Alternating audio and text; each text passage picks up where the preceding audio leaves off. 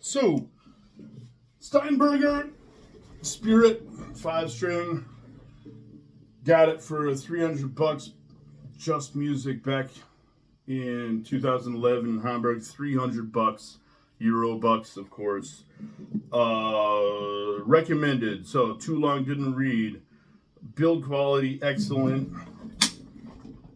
Made in Korea. I think they shifted production to the People's Republic of the Commonwealth. So, and I think that happened around 2011 or 12. So, try to get one that was made around 2010 or before, and I think you'll be happy. So, pickups, you know, in this price class to be expected, are kind of wonky and nasal sounding. If you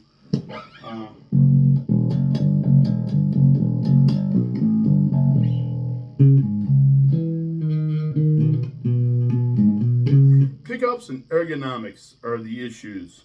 The Steinberger, and anything really that has a strap button on the back and you know, or this close together, because you want the reason the top horn is there is to for the balance. You want the strap button to be closer to the 12th fret so it balances, and this one puts your left arm all the way out, and maybe if you're big out with long arms, you can. It's kind of unbearable, especially to play it in correct position.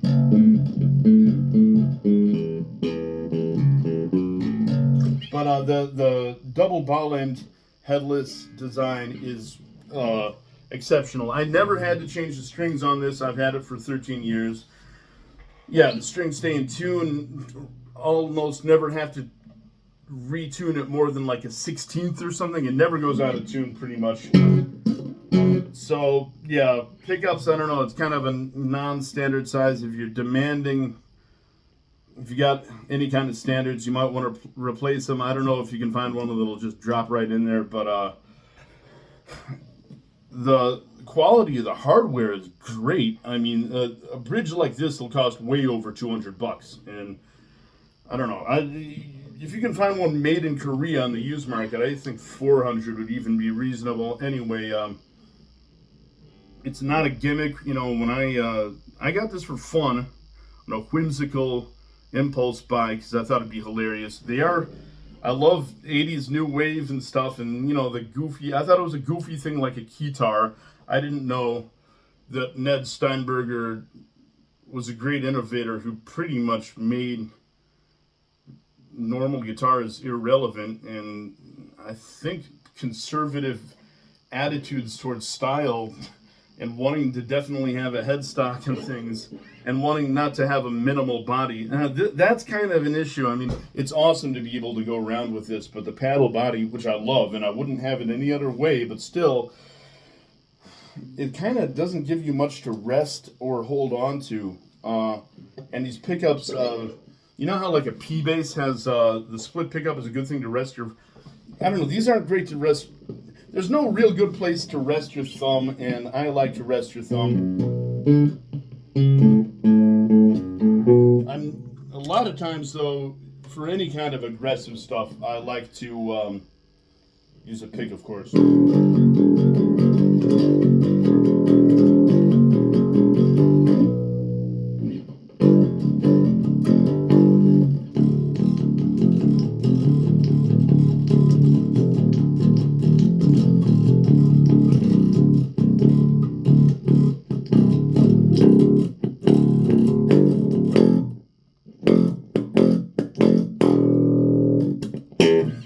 double ball and headless setup also gives you like a really bouncy response. It would be good for funk or slap if I weren't. See, I don't like the fast slap. The double slapping that real bass players do. It takes away the bass a lot, you know. Or like I like the fat, like Big Black, Dead Billy. He almost certainly played it with a pick, but it sounds awesome, just like.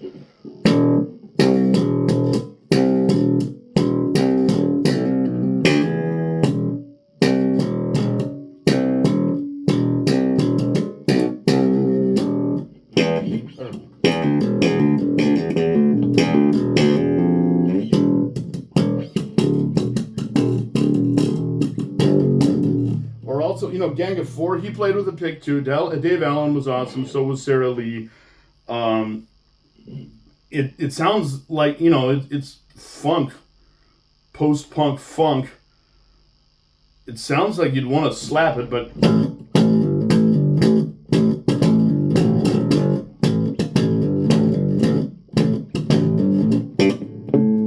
know, but I mean, he plays it like.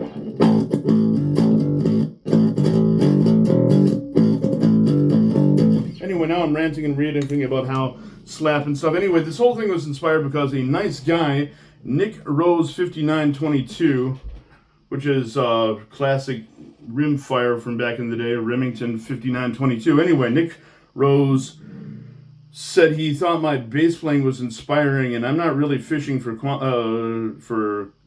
compliments. I'm more fishing for hate mail because I love it when they tell me I can't play and I'm ugly. I think it's hilarious. What did you think was inspiring about my style? Was it the thing I do? Was it that like primitive double tapping thing where I was like,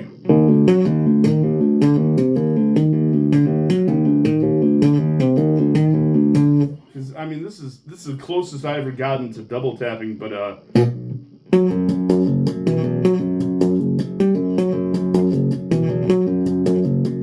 can't do any of that Les Claypool stuff. I don't even. I don't know, man. That's just not me, man. It sounds cool. I don't know.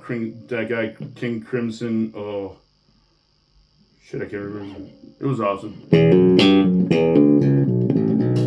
I'll save that for the real guys on Power Slot. And of course, I'm playing on a guitar amp. I couldn't be arsed to set up my big rig at home. I know if you're doing a real bass demo, and I got the other one for the distortion. Now I found the ergonomics of this are interesting because they put you in the perfect position to chord right out past the 12th fret.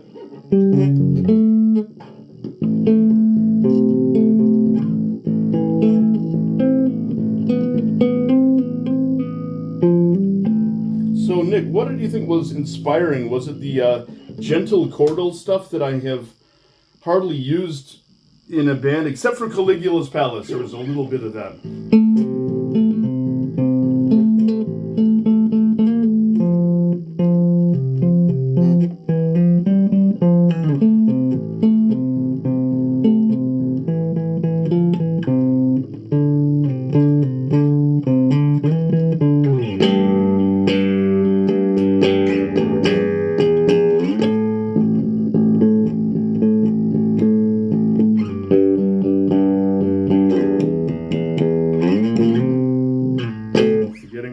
But that was Secret of Whim by the late, great Trelly Laman of the Philippines, who sang in Caligula's Palace, my first band in Hamburg. It wasn't my band, though. They graciously accepted me on bass. I would like to learn, like, to me, on a 5-string bass, you can really chord right out past here, and the Steinberger is perfect for that. And there's also, if you roll off the tone knob, it sounds kind of smooth, like a nylon string classical guitar. Let's see, louder, and then it's gonna fart out because the little practice amp starts rattling itself to death.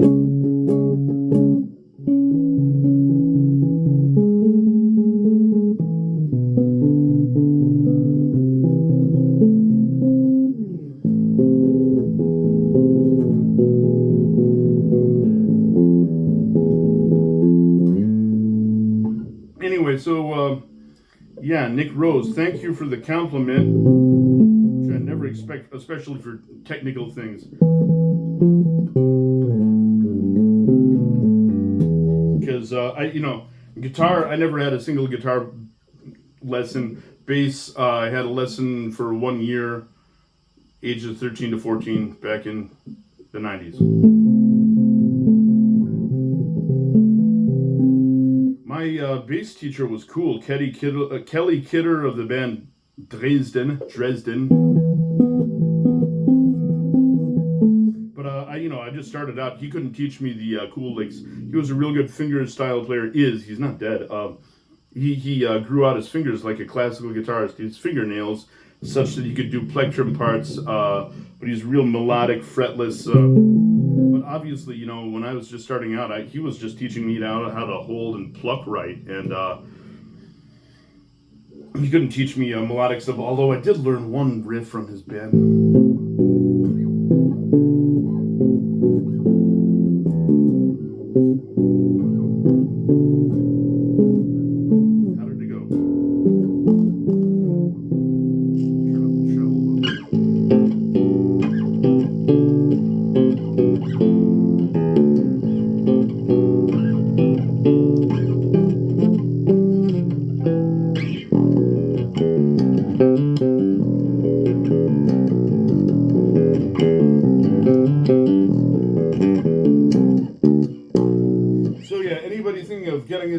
Definitely get it.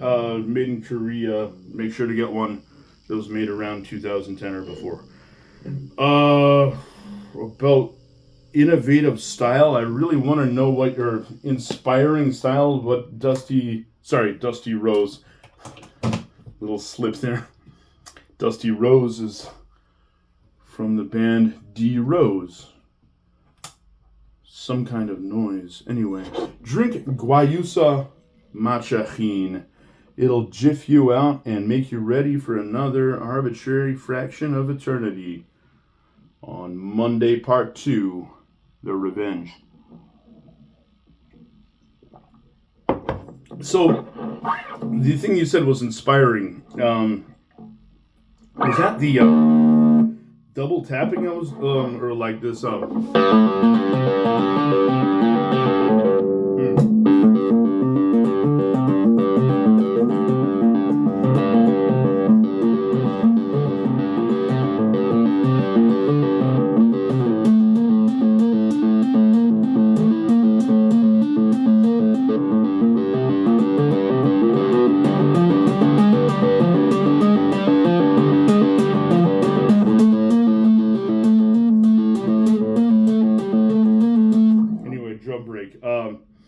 was that the thing you liked? See,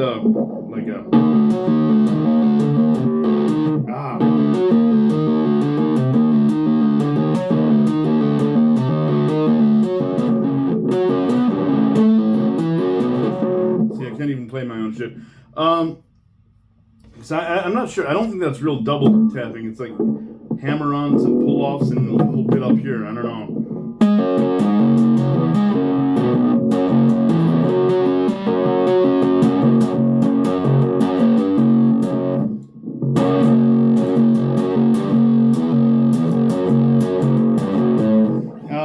I'm not sure how well that would work in a normal band. In a Shy Squad 2-piece, you got a lot more freedom because, it's just me and a drummer. And as long as the drummer is real good and steady, and I can just fuck around with my power slap.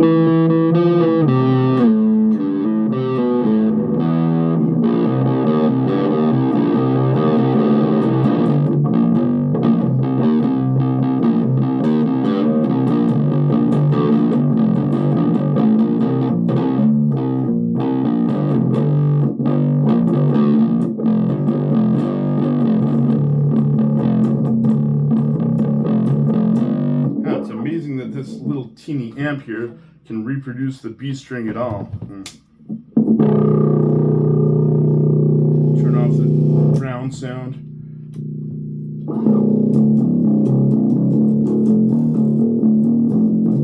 So the ramble continues. I don't know. I'm curious what you found inspiring. Was it the traditional shellac big black style of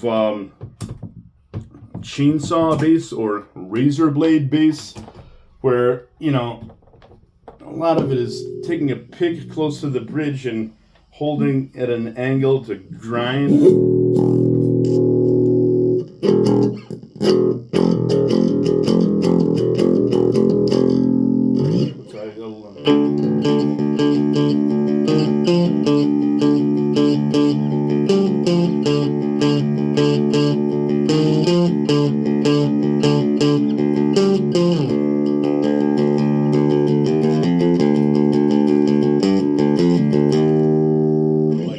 What is it?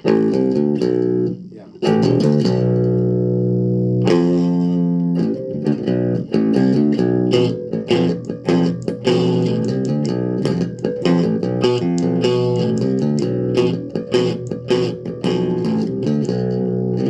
I think I fucked your girlfriend once. Maybe twice, I don't remember. Then I fucked all your friends' girlfriends. Now they hate you. So rest in peace, Dave Riley. Or was it more of the meditation? Like, I always wanted to like do fake Ravi Shankar music. See how it sounds with the overdrive. Got this, you know, Marshall thing. I don't know. This is all suboptimal for bass, but I mean, hey, this is the lo-fi, no-fi channel, so. God, it's ill.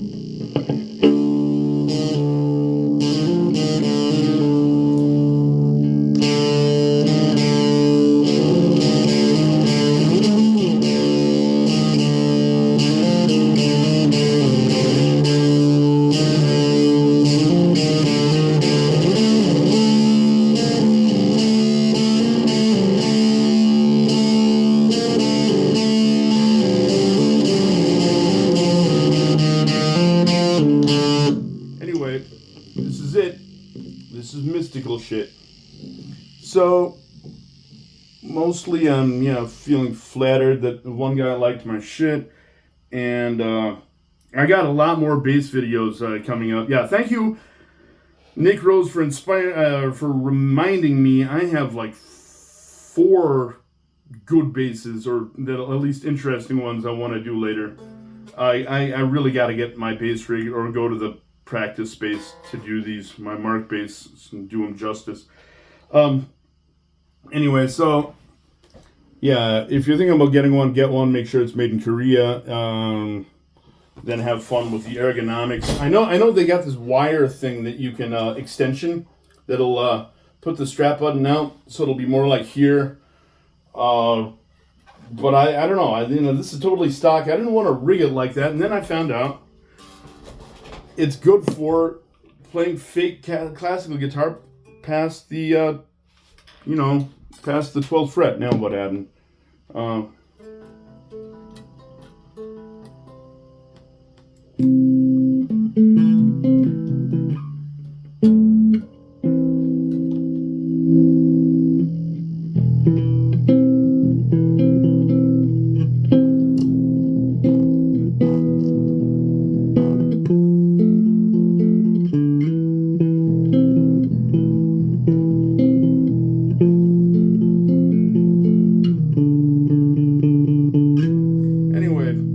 I could rant and rave about Korea and how it was so awesome 15 years ago when you could get really good shit made in Korea for $300. Loved it. You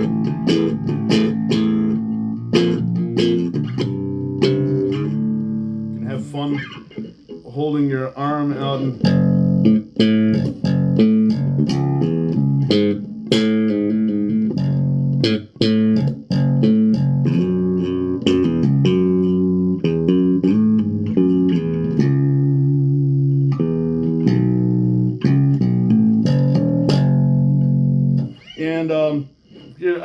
Caligula's Palace, the last band, serious band I played bass in, short-lived. Did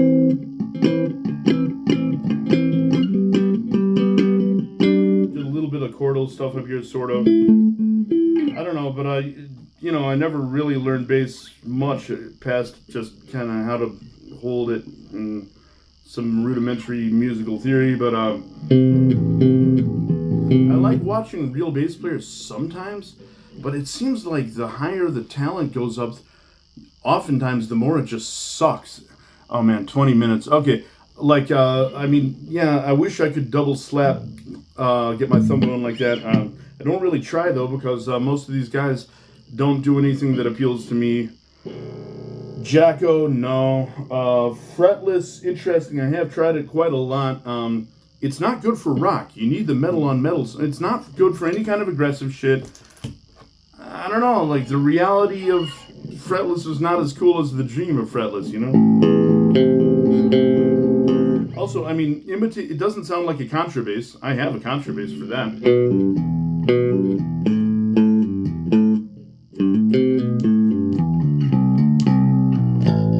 Oh yeah, some stranglers. What was it?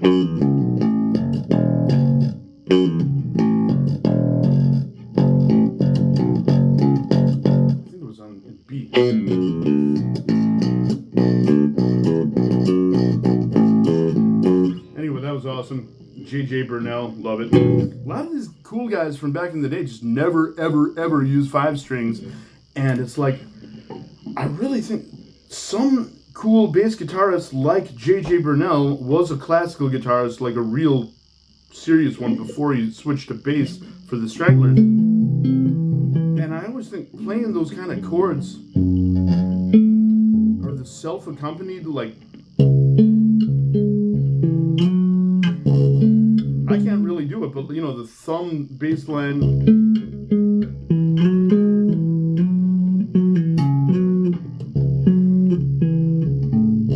Point is, the 5-string, the string spacing is slightly tighter, but not a whole lot tighter, and it's conducive to playing chords. That's and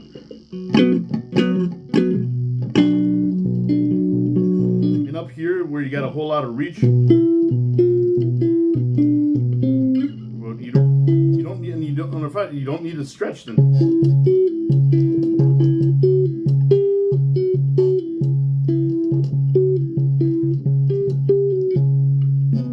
Now, I can't wait for the negative feedback from real bass players dissing me for not being a real bass player. I'm just not, you know, like, and that's going to be hilarious to see guys telling me I suck and I'm ugly.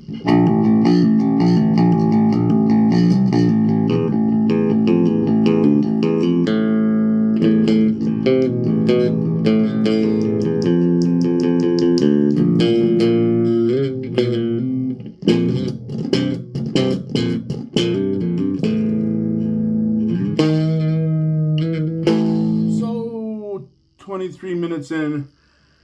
Yeah, send me hate mail. Thanks again, Nick. Sorry to hear about your friend with Parkinson's at age 65, no less. Because that's been the motif on my channel lately. We're guys at age 65 who were cool back in the 80s, in the height of the post-punk revolution when everything was awesome, are dropping dead. And around retirement age, hey, terrorist in mind, I hope you live. Some of my friends are over 60, and seems to be a pattern now of people dying right around retirement age, and it's like, fuck, man, you pay into the system a whole life, and then, you know, now these people are the last generation of people who will get the retirement money back, and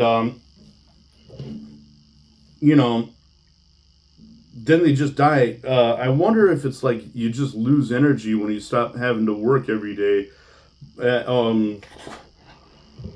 you know, people just work themselves to death where they're just in poor health just from trying to keep on going every day until they're 65. I don't know.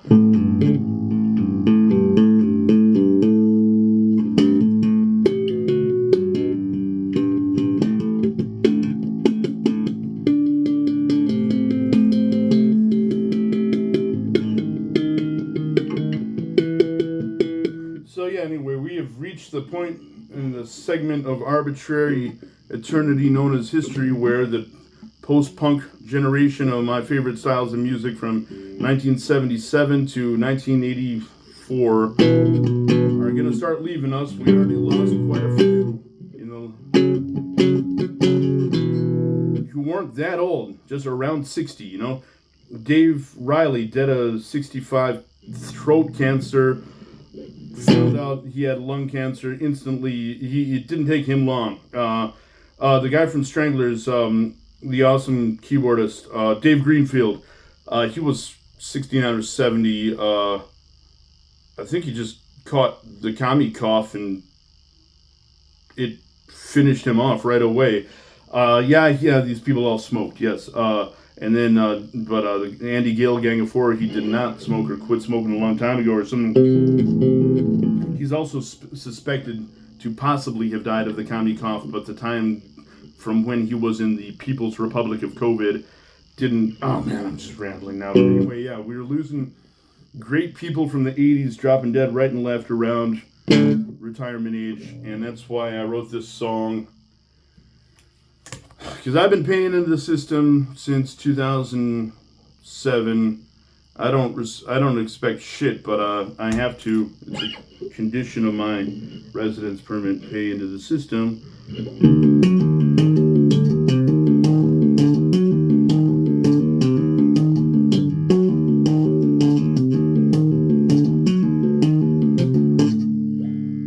Für die Zukunft so gut wie man kann. Ich habe den H&K Versicherungsplaner. Höchste Zeit, das Sparschwein zu schlachten. Immer auf die Richtung der Mundung. Ach. So, H&K Rentenversicherung. That was a joke based on the Smith & Wesson retirement plan. Over here we call it the H&K retirement plan, where the system's going to collapse by the time you're 65.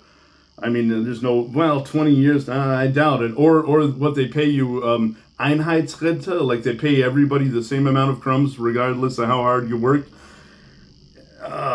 Yeah. So have fun with your money. And then when it's time to be poor when you're old, H&K, go Heckler & Koch or Smith & Wesson or...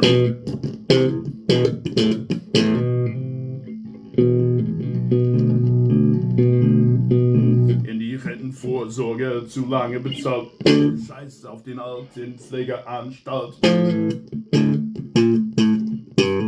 So, the ramble has gone on long enough, almost 30 minutes. So, yeah, thanks for, if you made it this far, mad respect or wow, And I guess it's time to take you out on the Rundum Sorglos Paket, all-round carefree package.